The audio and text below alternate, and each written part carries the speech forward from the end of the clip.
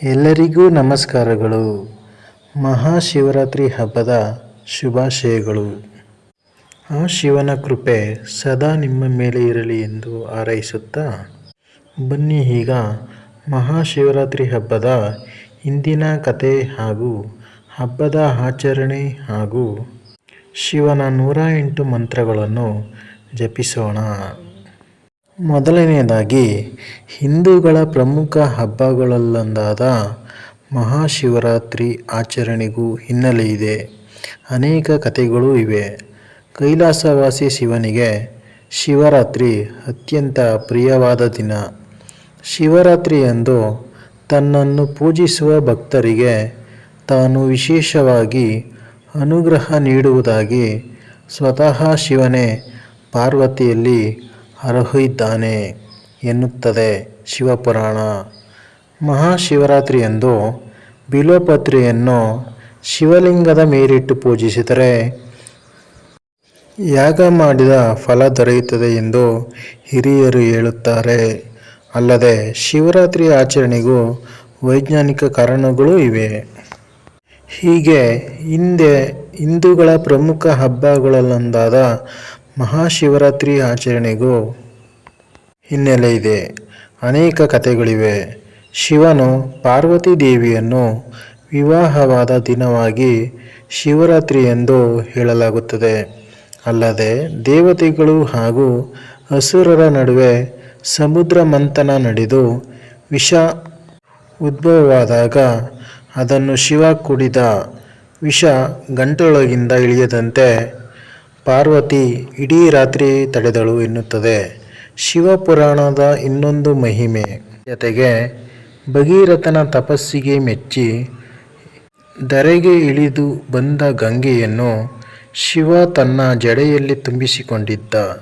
ಇದರಿಂದ ವಿಚಲಿತನಾದ ಭಗೀರಥ ಗಂಗೆಯನ್ನು ಭೂಮಿಗೆ ಹರಿಸುವಂತೆ ಶಿವನನ್ನು ಪ್ರಾರ್ಥಿಸಿದ. ಆತನ ಭಕ್ತಿಗೆ ಮೆಚ್ಚಿ ಶಿವ ಗಂಗೆಯನ್ನು ಹರಿಯಬಿಟ್ಟದ್ದು ಇದೇ ದಿನ ಎಂದು ಹೇಳಲಾಗುತ್ತದೆ. ಪುರಾಣ ಇನ್ನು ಶಿವನ ಆದಿ ಮತ್ತು ಅಂತ್ಯ ಹುಡುಕಲು ಹೊರಟ ವಿಷ್ಣು ಹಾಗೂ ಬ್ರಹ್ಮನಿಗೆ ಶಿವರಾತ್ರಿಯಂದು ಶಿವ ಲಿಂಗರೂಪಿಯಾಗಿ ದರ್ಶನ ನೀಡಿದ ಎಂಬುದು ಪ್ರತೀತಿ.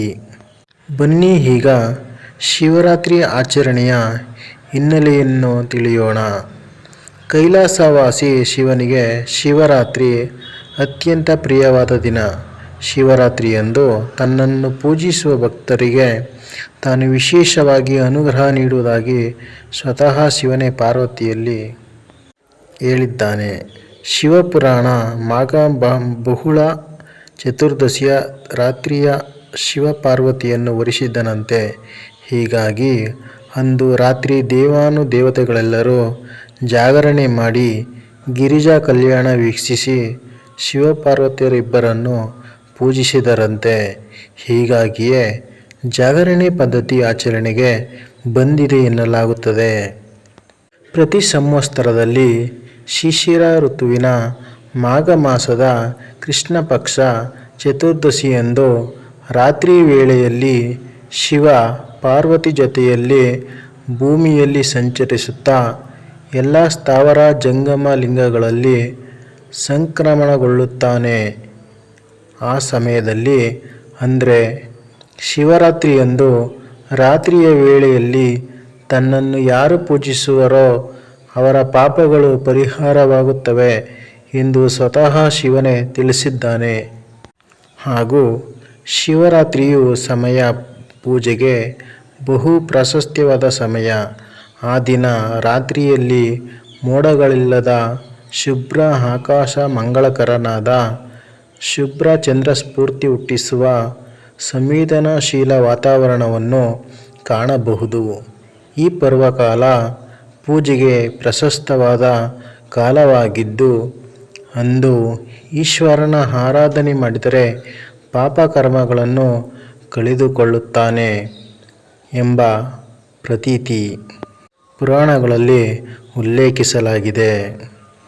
ಹೀಗೆ ಮಹಾಶಿವರಾತ್ರಿಯ ಈ ಪವಿತ್ರ ದಿನದ ಮಧ್ಯರಾತ್ರಿಯಲ್ಲಿ ಶಿವಲಿಂಗ ರೂಪದಲ್ಲಿ ಆವಿರ್ಭವಿಸಿದನಂತೆ. ಹಿಂದೂಗಳಿಗೆ ಪ್ರಮುಖವಾಗಿ ಶಿವಭಕ್ತರಿಗೆ ಮಹಾಶಿವರಾತ್ರಿ ಉಪವಾಸದ ದಿನವಾದರೂ ಹಬ್ಬದ ಸಡಗರ ಮನೆ ಮಾಡುತ್ತದೆ. ಅಂದು ಪ್ರಾತಃಕಾಲದಲ್ಲಿಯೇ ಎದ್ದು ಸ್ನಾನ ಮಾಡಿ ಮಡಿ ವಸ್ತ್ರ ತೊಟ್ಟು ಉಪವಾಸವಿದ್ದು ಶಿವ ದೇವಾಲಯಗಳಿಗೆ ತೆರಳಿ ಶಿವಾರ್ಚನೆ ಮಾಡಿದರೆ ಮತ್ತು ರಾತ್ರಿ ಇಡೀ ಜಾಗರಣೆ ಮಾಡಿ ಶಿವನ ಪೂಜೆ ಮಾಡಿದರೆ ಎಲ್ಲ ಕಷ್ಟಗಳು ಪರಿಹಾರವಾಗಿ ಸುಖ ಶಾಂತಿ ಸಂಪತ್ತು ಲಭಿಸುತ್ತದೆ, ಪಾಪ ಪರಿಹಾರವಾಗುತ್ತದೆ ಎಂಬ ನಂಬಿಕೆಯೂ ಸಹ ಇದೆ. ಸಾಮಾನ್ಯವಾಗಿ ಎಲ್ಲ ಶಿವ ದೇವಾಲಯಗಳಲ್ಲೂ ರಾತ್ರಿಯಿಡೀ ಗಂಗಾಜಲಾಭಿಷೇಕ, ಪಂಚಾಮೃತ ಅಭಿಷೇಕ ನಡೆಯುತ್ತದೆ. ಗೋರೋಚನ ವಿಭೂತಿ ಹಾಗೂ ರುದ್ರಾಕ್ಷಿ ಮಾಲೆಯಿಂದ ಶಿವಲಿಂಗವನ್ನು ಅಲಂಕರಿಸಲಾಗುತ್ತದೆ. ಪುಷ್ಪಗಳಿಂದ ಹಾಗೂ ಬಿಲ್ವಪತ್ರೆಯಿಂದ ವಿಶೇಷ ಅಲಂಕಾರದೊಂದಿಗೆ ಪೂಜಾ ಕೈಂಕರ್ಯಗಳು ನಡೆಯುತ್ತವೆ. ಮಹಾಶಿವರಾತ್ರಿಯಂದು ಬಿಲ್ವಪತ್ರೆಯನ್ನು ಶಿವಲಿಂಗದ ಮೇಲಿಟ್ಟು ಪೂಜಿಸಿದರೆ ಯಾಗ ಮಾಡಿದ ಫಲ ದೊರೆಯುತ್ತದೆ ಎಂದು ಗುರು ಹಿರಿಯರು ಹೇಳುತ್ತಾರೆ. ಇನ್ನು ಈ ದಿನದಂದು ನಾವು ಮಾಡುವ ಶಿವನ ಪೂಜೆ ಉಪವಾಸಗಳು ನಮಗೆ ತುಂಬ ಉಪಯುಕ್ತ. ಅಂದು ಪರಶಿವನಿಗೆ ನೀರಿನ ಅಭಿಷೇಕ ಮತ್ತು ಬಿಲ್ವಪತ್ರೆ ಪೂಜೆ ಮಾಡುತ್ತೇವೆ. ಬಿಲ್ವಪತ್ರೆಯಲ್ಲಿ ಉಸಿರಾಟದ ತೊಂದರೆ ನಿವಾರಿಸುವ ಗುಣವಿದೆ. ಬಿಲ್ವವನ್ನು ಲಿಂಗದ ಮೇಲೆ ಹಾಕುವಾಗ ಅದರ ವಾಸನೆ ನಮ್ಮ ದೇಹದ ಒಳಗೆ ಹೋಗುವುದು. ಶಿವನ ಲಿಂಗವು ಕಲ್ಲಿನದಾಗಿದ್ದು ಅದರ ಮೇಲೆ ನೀರನ್ನು ಸುರಿಯುವುದರಿಂದ ಬಹಳಷ್ಟು ಶಕ್ತಿ ಹೊರಹೊಮ್ಮುತ್ತದೆ. ಅದೊಂದು ವಿಶಿಷ್ಟ ಕಲ್ಲಿನಿಂದ ಮಾಡಿದ ಲಿಂಗವಾಗಿರುತ್ತದೆ. ಜೊತೆಗೆ ಪೂಜಿಸುವ ದೇಗುಲವನ್ನು ವಾಸ್ತುವಿನ ಪ್ರಕಾರ ಕಟ್ಟಿರುತ್ತಾರೆ. ಈ ಕ್ಷೇತ್ರದಲ್ಲಿ ಹೆಚ್ಚಿನ ಗುರುತ್ವಾಕರ್ಷಣವಿದ್ದು ಅದನ್ನು ಶಿವಶಕ್ತಿ ಎಂದು ಕರೆಯುವರು.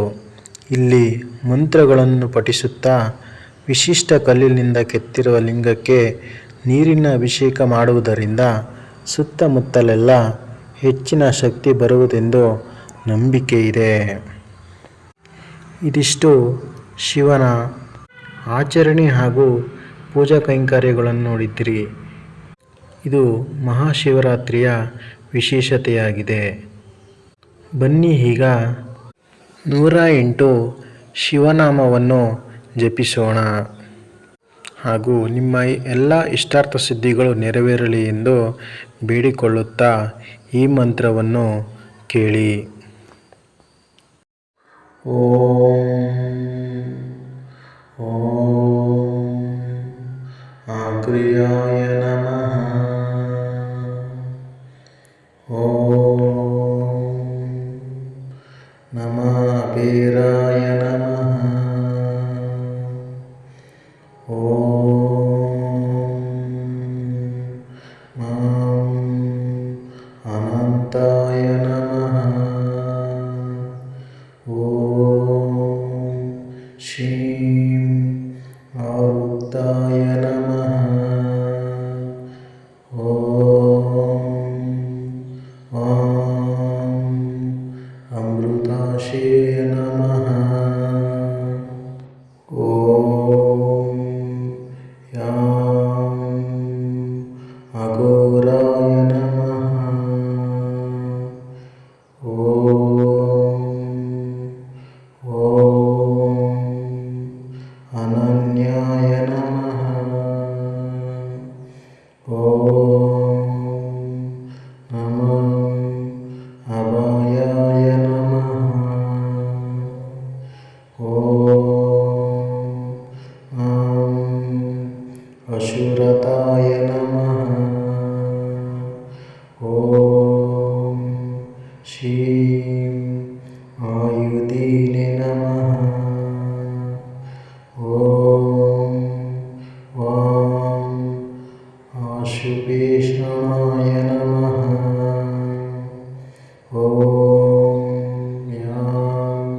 ईशुतिमाते नमः।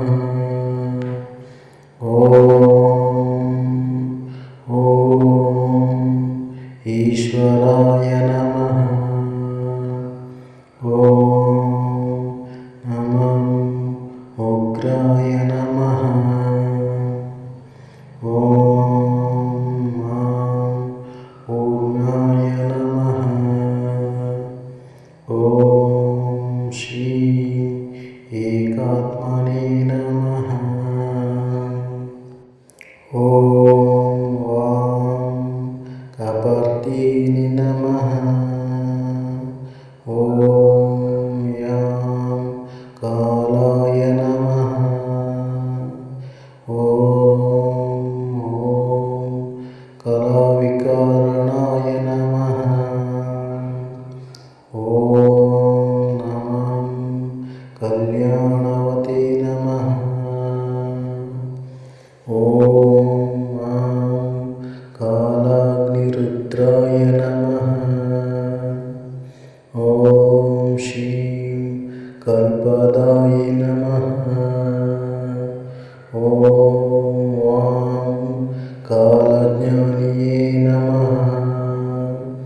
ॐ यां कल्याय नमः। ॐ क्षेमाय नमः। ॐ नमः खण्डपरशवे नमः। ॐ गङ्गाधराय नमः। ॐ श्रीं गिरिजपाते नमः। ॐ गिरीशाय नमः। ॐ यां चराचरयज्ञनाथाय नमः। ॐ जटिने नमः। ॐ नमः जगत्साक्षिणे नमः। ॐ जगन्माते नमः। ॐ श्रीं जगदीश्वराय नमः। ॐ चितिशत्रुवे नमः। ॐ यां ज्येष्ठाय नमः। ॐ तराय नमः। ॐ नमः तत्पुरुषाय नमः। ॐ त्र्यम्बकाय नमः। ॐ श्रीं त्रिपुरान्तकाय नमः। ॐ त्रिगुणात्मने नमः। ॐ यां त्रिलोकेशाय नमः। ॐ दिग्वाससे नमः। ॐ देवदेवाय नमः। ॐ दुर्जटये नमः। ॐ श्रीं कृष्णवे नमः। ॐ नित्याय नमः। ॐ यां निषङ्गिणे नमः। ॐ निरामाजाय नमः। ॐ निर्विकल्पाय नमः। ॐ निर्गुणाय नमः। ॐ श्रीं नीलग्रीवाय नमः। ॐ पशुपतये नमः। ॐ यां परत्पराय नमः। ॐ प्रथमाय नमः। ॐ नमः प्रहिताय नमः। ॐ पिनाकिने नमः। ॐ श्री पूर्वाजाय नमः। ॐ यां